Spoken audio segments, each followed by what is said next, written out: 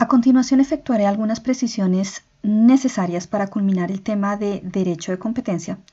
para lo cual debemos recordar que esta línea del derecho comprende dos grandes apartados, uno de los cuales, que son las prácticas restrictivas de la competencia, ya estudiamos en su totalidad,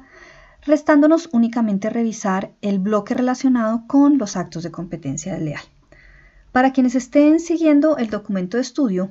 encontrarán que el mismo refiere 10 conductas principales en esta materia, algunas de las cuales, si bien tienen denominaciones un tanto similares, veremos a continuación sus diferencias y características especiales.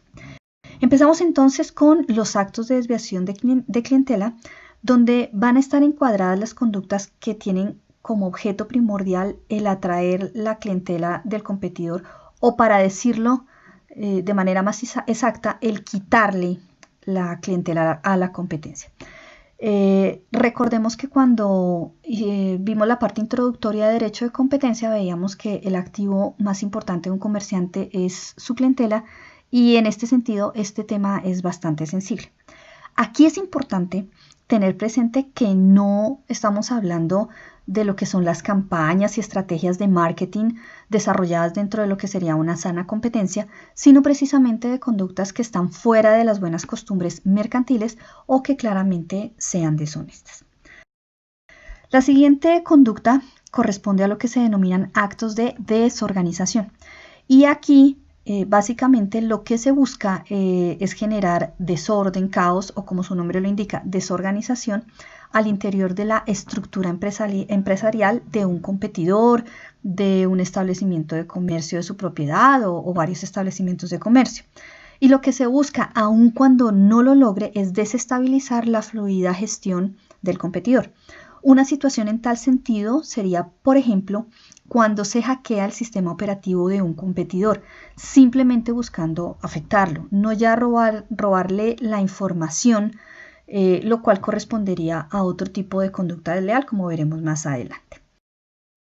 La siguiente conducta es lo que se denomina actos de confusión, y acá básicamente se busca que el consumidor no tenga claro o no pueda identificar fácilmente a quién le está comprando un determinado bien o servicio, para lo cual el competidor desleal se vale de utilizar de forma deshonesta elementos que distinguen de manera importante, de manera suficiente a la competencia. Por ejemplo, una enseña comercial, que como ustedes vieron en propiedad industrial, es ese signo distintivo que identifica el establecimiento de comercio. Para decirlo en otras palabras, es el aviso del local, y en este sentido un comerciante desleal va a tratar de imitar ese aviso, sea con unas letras parecidas o en los colores o en los elementos gráficos, y al fijarlo en su propio establecimiento, pues lo que va a hacer es que la clientela del competidor pues va a reorientarse hacia este establecimiento de comercio, creyendo que está ingresando al, por decirlo así, establecimiento original. También podría utilizar uniformes similares a los que utiliza el personal de la competencia, o una mascota o personaje parecido al que el consumidor asocia a determinado establecimiento de comercio, con lo cual al final pues le estaría generando, si se quiere ver así, como un perjuicio al robarle la clientela al competidor. Esto es diferente de la siguiente conducta denominada acto de engaño, mediante la cual el comerciante desleal lo que busca es generar confusión en relación con el producto o servicio en sí mismo, no respecto de a quién el consumidor le está comprando. Y en este orden, lo que va a generar es algún tipo de información falsa o información que, aún siendo verdadera, pues induzca o pueda llegar a inducir al consumidor a error, y le puede alterar, por ejemplo, sus decisiones de consumo. Una situación en tal sentido la encontramos en menciones que hoy en día son muy usuales en los productos, indicando, por ejemplo, que son orgánicos, que son artesanales, light, saludables, de fábrica, gourmet, etc. Y esto pues también se podría haber representado gráficamente. No solo es que se incluya la palabra, sino hay ciertas imágenes o colores que llevan al consumidor a un entendimiento similar sobre las particularidades o los beneficios que puede tener X producto. La conducta que sigue son lo que se denominan actos de descrédito, lo cual se diferencia de la confusión y el engaño, porque lo que se busca es deshonrar. Y aquí tengan en cuenta este concepto bien claro: deshonrar en general la actividad comercial de un competidor, para obviamente perjudicarlo. Aquí, digamos, se llega a tipificar la conducta siempre y cuando lo que se esté diciendo del competidor sea falso, porque en el evento que lo que se esté diciendo o se esté indicando del competidor sea verdadero y sea verificable, pues ahí no se incurriría en un acto de competencia desleal.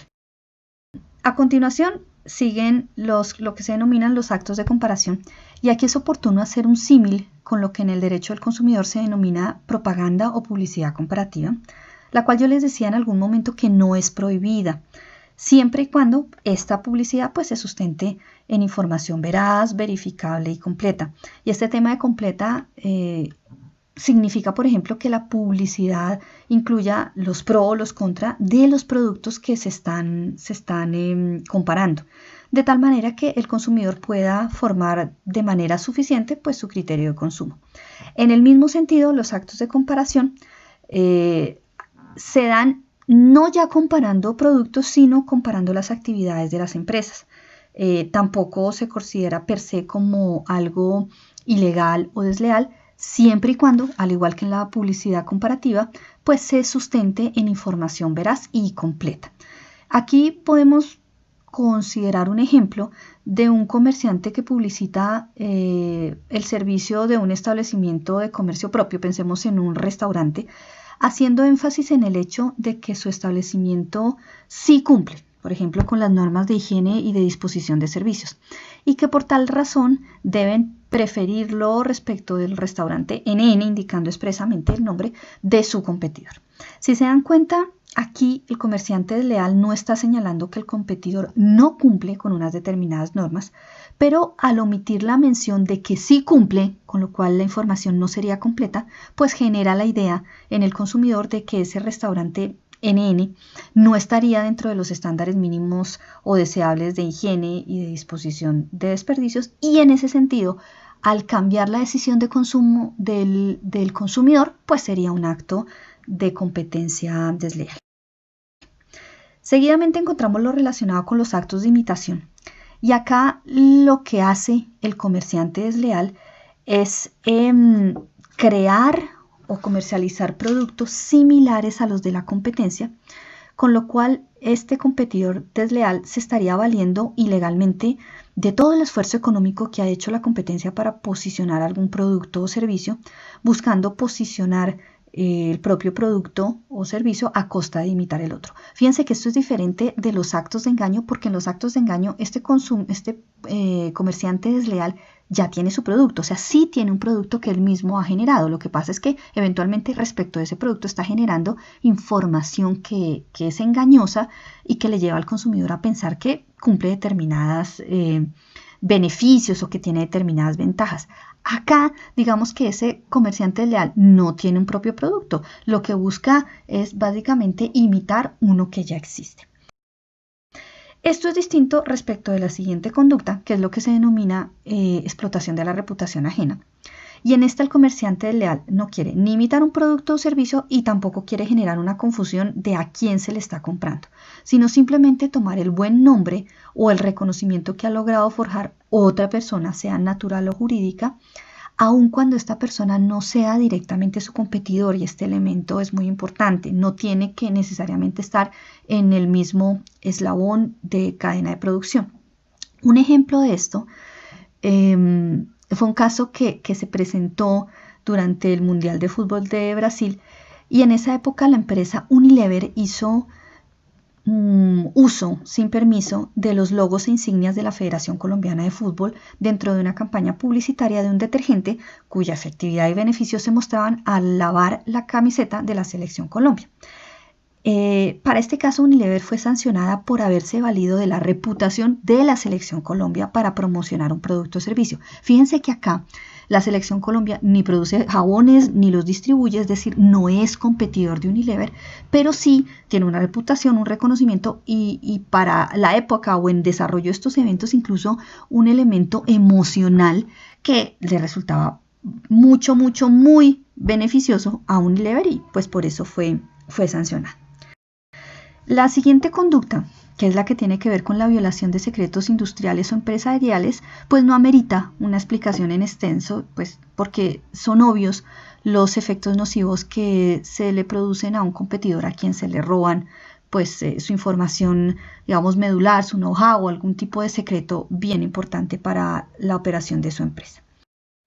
Finalmente, la última conducta es la denominada inducción a la ruptura contractual y en este caso el competidor desleal lo que busca es que esos acuerdos contractuales que tiene un competidor, sea con su propio personal, con proveedores, con distribuidores,